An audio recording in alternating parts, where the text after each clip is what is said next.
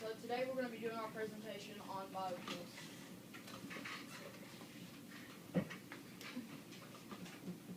That worked out wonderfully. Most people don't know what a biofuel is. A biofuel is usually like a biotic resource that is burned to create fuel or ethanol. Some examples are switchgrass and wood and oil. From plants and animals to energy. Algae, as we said, is a type of biofuel that can be mixed with petroleum to make ethanol and methanol or biodiesel, or it can be directly burned to make energy sources.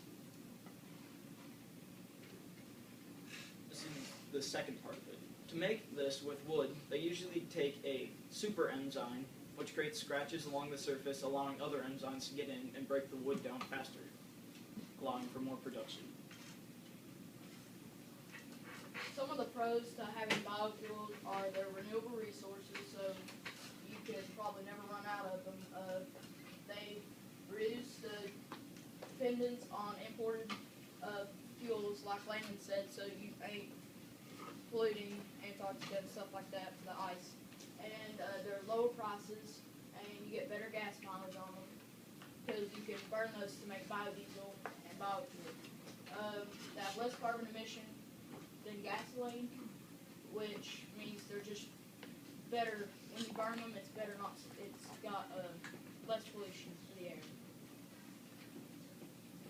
The bad things is, even though they offset the carbon emissions, most biofuel creators actually emit carbon and run on gasoline instead of biofuels.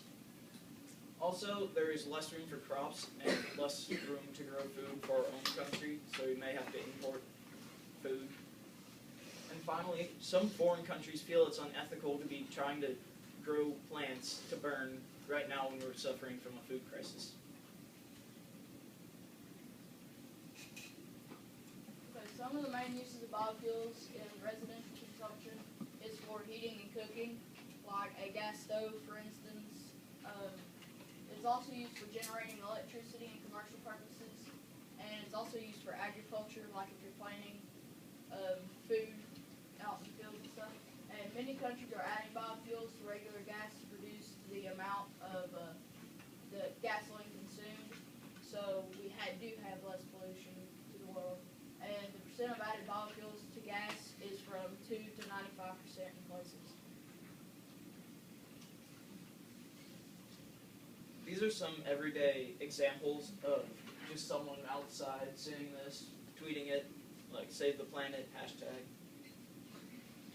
And basically you can see that they're getting out in the world. And these are actual real examples of biodiesel and biofuel gas stations.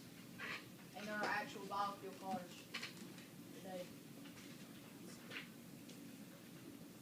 Some cool facts about biofuels is the inventor of the diesel engine actually wanted it to run on peanut oil. The Henry Ford is designed to run on biofuels such as peanut oil. And World War II has an increase in biofuels due to the need of alternate fuels because it was less pollution than the war, so you have soldiers. Also, I don't really want to say way back in present company, but in earlier times, most biofuels were more heavily relied on until oil companies hit a pocket of oil, I guess, and oil became cheaper than biofuels.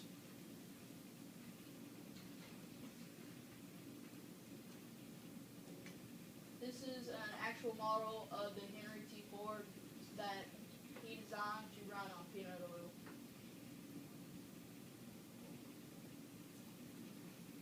Here are some modern day engines of biofuels, and as you can see, they do not appear to be lacking any horsepower compared to normal. And here are some of our sources. Some of the important ones are like biofuel.org.uk and umn.edu and sciencedaily.com. That's our presentation. Any questions?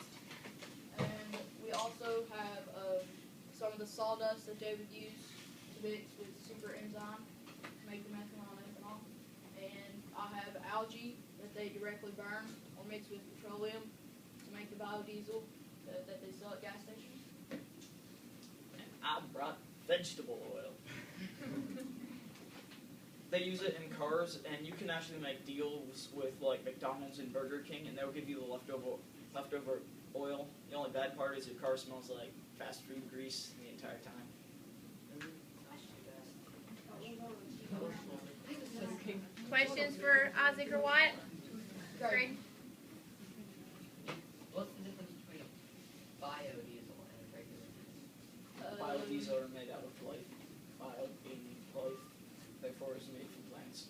Yes, but the entire point of, say, a car with a hydrogen fuel cell is to make sure that it releases only water vapor. And if it's the same thing, won't it also be releasing the same pollutants into the air than normal diesel?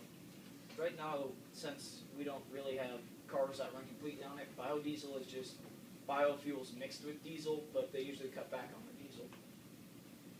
Until Basically, we it's can just made create, for diesel cars, so that's what it is. until we can create a actual engine that works 100% on biofuels. Great. But you said that some other countries do, like, disagree with that because since we are suffering from a crisis, like, wouldn't you think that's kind of true? It's a matter of opinions. True, we're having a food crisis, but if you're trying to save the environment, you can have more farmland. Maybe just cut a little part of your crop out. So basically, it's whatever you believe in. We're also experiencing an energy crisis, so Yeah. So if you go you have to, this. yeah. Good job, guys.